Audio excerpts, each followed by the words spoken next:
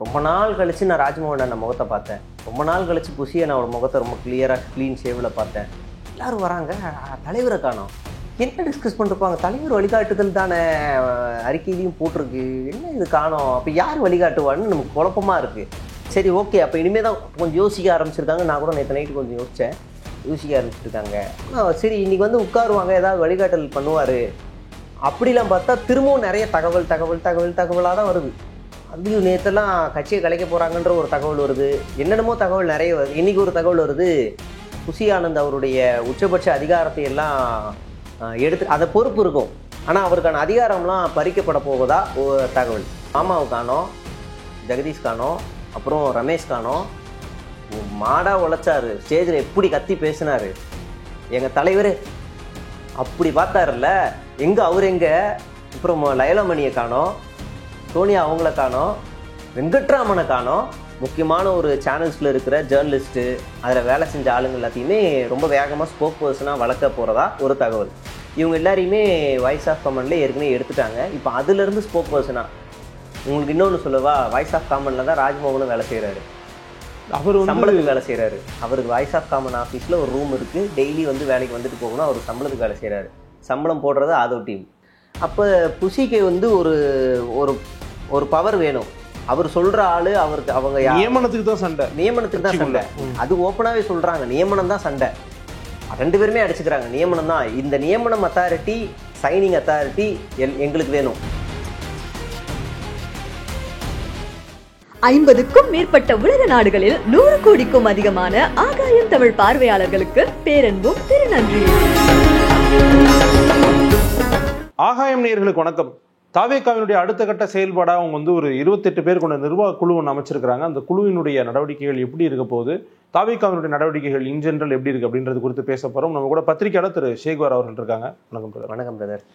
அந்த 28 பேர் கொண்ட நிர்வாக குழு, அவங்க வந்து ஒரு உயர்மட்ட குழுவாக கருதப்படுறாங்க. அதில் வந்து ஒரு மிக முக்கிய பொறுப்பாளர்கள் இருக்காங்க. இந்த நகர்வு நீங்கள் எப்படி பார்க்குறீங்க? யார் யார் இருக்கா இல்லைன்னா அதில்? முதல்ல அந்த குழு வந்து அந்த பட்டியலை வெளியிடும் போது டிவிக்கு பேஜ் தான் வருது.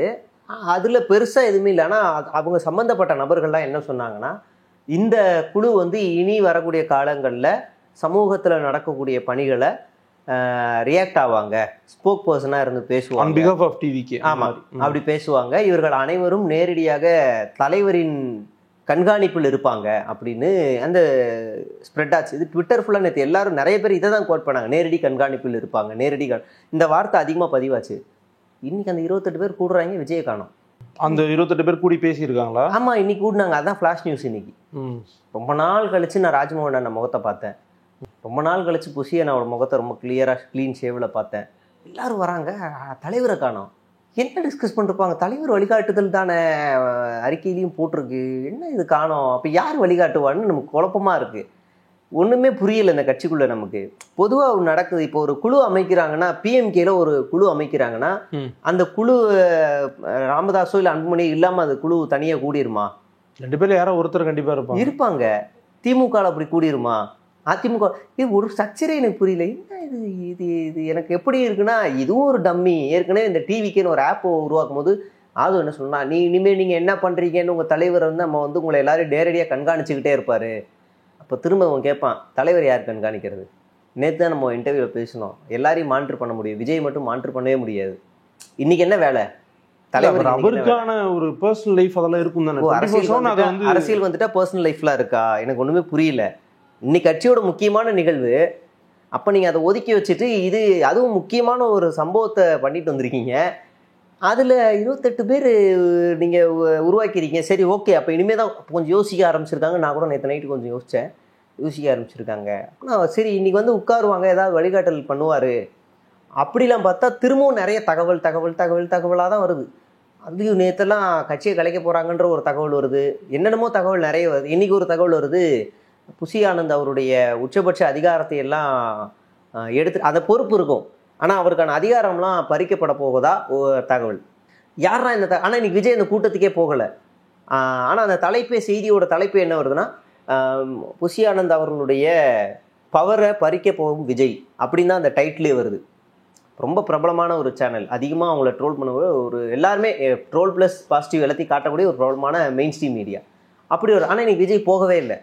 இல்லை இப்போ பொது நிகழ்ச்சிகளில் வந்து அவர் பங்கெடுத்துக்கிறதுல சின்ன சின்ன சிக்கல்கள் இருக்கு. அவங்க தரப்புலன்னு சொல்றதுன்னா மக்கள் கூட்டிடுவாங்க, இல்லை பாதுகாப்பு சிக்கல்கள் வந்துடும், ஒரு தள்ளுமுள்ளு ஏற்படும். கட்சி சார்ந்த நடவடிக்கைகள்லேயே வந்து திரு விஜய் அவர்கள் பங்கெடுத்துக்காது காரணமா நீங்க என்ன பாக்குறீங்க?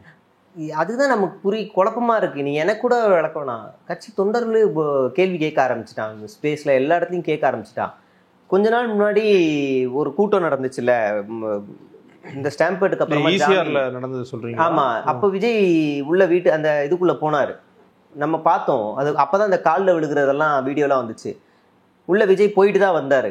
நீங்க இந்த பாதிக்கப்பட்ட மக்கள் சென்ஸ் அப்ப இல்ல, இந்த தீர்ப்பு 16ஆம் தேதிக்கு அப்புறமா பனையூர் ஆபீஸ்க்கு பாலவரத்துல இருந்து விஜய் போனார்ல ஒரு நாள். ஓகே ஓகே, ஞாபகம் இருக்குங்களா உங்களுக்கு? அப்போ எந்த பிரச்சனையும் வரலையே, கட்சி சார்ந்த பணிகளுக்கு யாரும் ஒரு பின்துரத்துல அடிக்கல, இது பண்ணல, எதுவும் நடக்கல, தாராளமா போயிட்டு வர்றாரு. அதே மாதிரி மகாபலிபுரத்துக்கும் போயிட்டு வர்றாரு. அதே மாதிரி பாலவாக்கம் டு பட்டினவாக்கத்துக்கும் சும்மா போயிட்டு வர்றாரு.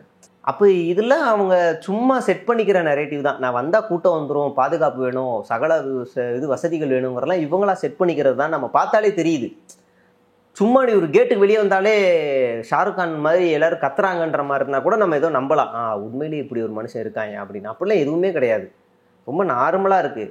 இப்போ கூட ஏதாவது வீடு வாசல்ல பார்த்தா வீடு காலியாக தான் இருக்கு. முதல் 4-5 பேர் நின்றுட்டு இருந்தாங்க, சிசிடிவிட்ட பேசிட்டு இருந்தாங்க. இப்போ அது கூட இல்லை, இப்போ போய் கதவை தொட்டு ரீல்ஸ் எடுத்துக்கிட்டு இருக்காங்க. அந்த மாதிரி தான் இருக்கு. அப்போ எந்த பிரச்சனையும் இல்லை. இது முக்கியமான கூட்டம் இல்லை. அடுத்த கட்சியை பற்றிய கொள்கைகள் பற்றிய, கட்சியோட அடுத்த கட்ட முடிவுகள் பற்றி, இந்த சமூகத்தில் நடக்கக்கூடிய பிரச்சனைகள் பற்றி இந்த 28 பேர் அட்ரஸ் பண்ணுவாங்க. இப்போ இந்த 28 பேர்ல 14ஆவதா இருக்க ஒரு நபர் விஜய் முன்னாடி போய் நின்று வாங்கண்ணா நல்லா இருக்கும் அப்படின்னு தான் சொல்லுவாரு. அவன் 28 பேர்ல இருக்கான்னு கூட அவர் தெரியாது போல. நேர்ல பார்க்கணும்ல. இல்லை, இந்த கட்சி வந்து அடுத்த கட்ட நகர்வாக இப்படி ஒரு குழு அமைக்கிறதோ இல்லைன்னா இப்படி ஒரு திட்டமிடுறதோ அது அட்லீஸ்ட் சரியான முடிவு தானே. ஏன்னா அவங்க ஆக்டிவா இல்லை அப்படின்ற குற்றச்சாட்டு வருது. அதை கவுண்டர் பண்ணி இப்போ அவங்க ஆக்டிவா வந்துட்டு இருக்காங்களா பாலிடிக்ஸ்ல? தலைமை தான் வழிகாட்டணும்னு நம்ம குற்றச்சாட்டு, அது வரட்டும், நம்ம அதுல நான் நிக்கல. தலைமை வழிகாட்டுதல் அப்படின்னு ஒண்ணு இருக்கு. இங்க தலைமையே இல்லாம ஒரு குழு வருது அப்படின்னா, ஒருவேளை இந்த குழு தவறுகள் செய்துனா மறுபடியும் இந்த கூட்டத்துல அவர் பங்கெடுத்துக்கல, அவ்வளவுதான். நிச்சயமா அவருடைய கண்காணிப்போ இல்ல மேற்பார்வையோ இருக்கும் தானே. நான் என்ன சொன்னா, தலைமை இந்த குழுல இல்ல அப்படின்னா மறுபடியும் இதுல ஏதோ ஒரு இஷ்யூ ஆகுனா மறுபடியும் தலைமை கரு ஸ்டாம்பேட் மாதிரி எஸ்கேப் ஆயிரும். அவர் விஜய் அவர்கள் மட்டும்தான் இல்ல, மற்றபடி ஆதவர்ஜுனா அவர்கள் இருக்காங்க, புஷி ஆனந்த் இருக்காங்க, மற்ற எல்லாருமே இருக்க தானே செய்யறாங்க. எங்க மாமாவை காணோம், ஜெகதீஷ் காணோம், அப்புறம் ரமேஷ் காணோம். மாடா உழைச்சாரு, ஸ்டேஜ்ல எப்படி கத்தி பேசினாரு எங்க தலைவர், அப்படி பார்த்தாருல்ல. எங்க அவர் எங்க? அப்புறம் லயலமணியை காணோம், சோனியா அவங்கள காணோம், வெங்கட்ராமனை காணோம், பொருளாளர் திரு ஈசிஆர் சரவணனை காணோம், அறியப்பட்ட முகங்கள் பாதியை காணோம்ல.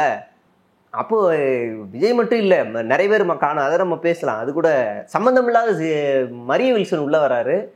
அவர் எத்தனை நாள் கட்சிக்குள்ள பாடுபட்டாரு, எவ்வளவு போஸ்ட் ஓட்டினாருன்னு எதுவுமே தெரியல. எனக்கு தெரிஞ்சு ரொம்ப சமீபத்துல தான் சேர்ந்தாரு. அதுக்குள்ள ஒரு முக்கியமான ஒரு 28 பேர் பட்டியலுக்குள்ள வேகமா உள்ள தூக்கி வைக்கிறாங்க. இன்னொருத்தர் எந்த பொறுப்புலையும் இல்லாத தொண்டர் உள்ள வராரு. நல்ல விஷயம் தான், தொண்டர்களுக்கு அதில் முன்னுரிமை கொடுக்குற 2 பேர்.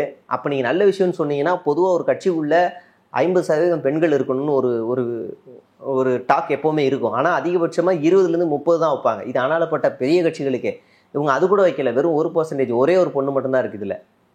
அப்போ உங்களுக்கு மாநிலம் முழுவதும் வேற பெண் நிர்வாகிகள் ஸ்போக் பர்சனே நீங்கள் வளர்க்கலன்னு அர்த்தம் இந்த 1.5 வருஷத்தில்.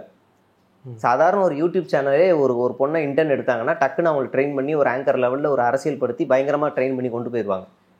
சாதாரண ஒரு யூடியூப் சேனலே 1.5 வருஷம் ஆயிடுச்சு. நீ அப்போ யாரையுமே வளர்க்கலான்னு வச்சுக்கலாமா? இருந்த ஒரு பொண்ணையும் விரட்டி விட்டீங்க, இருந்த ஒரு பொண்ணையும் விரட்டி விட்டு அப்யூஸ் பண்ணுற ரேஞ்சுக்கு பேசிக்கிட்டு இருக்கீங்க.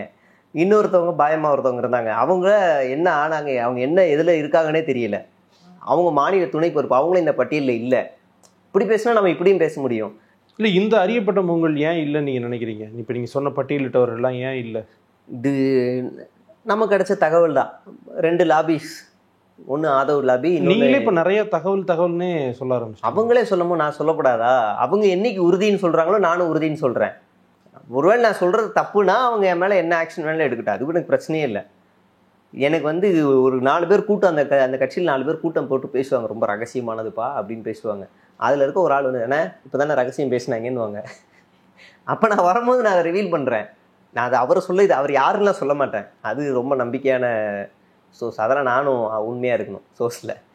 அப்போ அவங்க 2 லாபிஸு. நம்ம போன வாரம் ஒரு ஸ்பேஸ் பற்றி பேசணும், ஞாபகம் இருக்கா? நான் அதில் ரொம்ப உறுதியாக சொன்னேன், இது வந்து ஆதவ அர்ஜுனா கிளப்பின ஸ்பேஸ் தான், அவரை மட்டும் சொல்லவே இல்லை, நல்லா நோட் பண்ணிங்களா, இது வந்து சோனியா அவங்க வந்து ஆதவோட டீமில் இருக்கிறவங்க அப்படின்னு உறுதியாக சொன்னேன். அது நிரூபணமாகிற மாதிரி நேற்று ஒரு ஸ்பேஸ் நடக்குது. நேற்று நடந்த ஸ்பேஸ் எல்லாமே புஷியோட லாபிஸு, முழுக்க முழுக்க புஷிக்கு ஆதரவாக நடந்த ஸ்பேஸ் அது. அதில் இருக்க ஆளுங்க எல்லாருமே புஷியோட ஆதரவாளர்கள். அவங்க டைரெக்டாக சோனியா அருண்குமாரை திட்டி அதில் வந்து பதிவு பண்ணுறாங்க. அவங்களாம் எதிராக கட்சிக்கு ஸ்பேஸ் போடுறாங்க. அவங்கள யாராவது கேட்டிங்களா?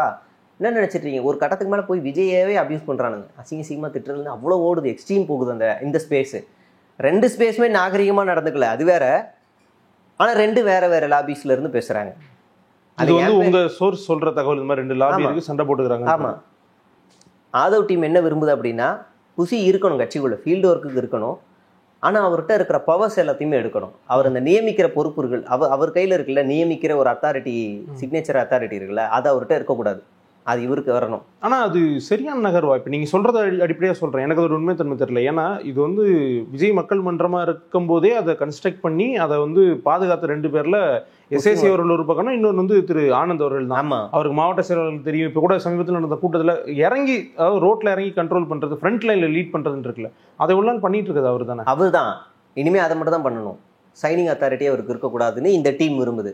நான் சொல்ல, சோனியா அருண்குமார் ஓப்பனாகவே ட்வீட்டில் போடுறாங்க, உங்களுக்கு என்ன பிரச்சனை, கட்சிக்குள்ளே எதுக்கு இவங்களெல்லாம் சேர்க்க மாட்டீங்க?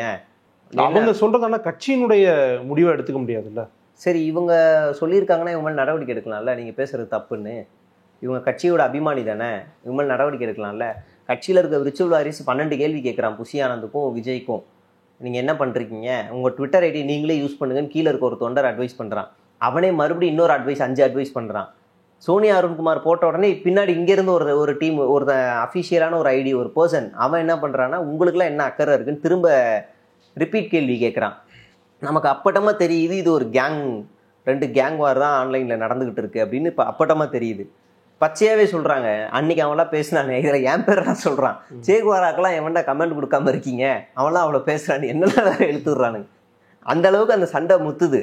இது ஒரு பக்கம் போயிட்டுருக்கு. இப்போ இந்த 28 பேர் இன்றைக்கி கூட்டம் பேசியிருக்கிறாங்க, இனிமேல் ஆக்டிவாக இருப்போம் அப்படின்னு. அதில் முக்கியமான ஒரு சேனல்ஸில் இருக்கிற ஜேர்னலிஸ்ட்டு, அதில் வேலை செஞ்ச ஆளுங்க எல்லாத்தையுமே ரொம்ப வேகமாக ஸ்போக் பர்சனாக வளர்க்க போகிறதா ஒரு தகவல்.